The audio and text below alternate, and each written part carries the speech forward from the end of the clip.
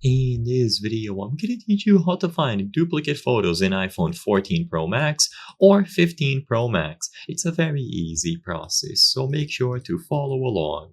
Regardless of which iPhone model you have, you will be able to find and decide what to do with the duplicate photos in your gallery. So, most modern iOS versions will have this feature built into them. It will automatically detect and sort out duplicate photos that it finds. So in order to free up some storage space, go over to the Photos app or the gallery and scroll all the way down on the home page. One of the options here is going to be Utilities. So after you scroll down, you will find Utilities, and under this category, you will see Duplicates. So this is how you are able to find and decide what to do with duplicate pictures on your gallery.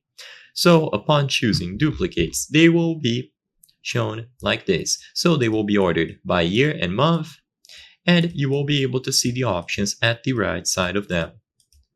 Whenever they are grouped up like this, you will be able to merge them together. So if you tap merge, it will delete the lower picture or the lower quality picture that it finds, and it will keep the original one, essentially merging them together. So it is going to free up space by deleting a lower quality replica of the original picture. If the two are the exact same picture, exact same resolution and quality, metadata, and so on, then it is just going to delete one.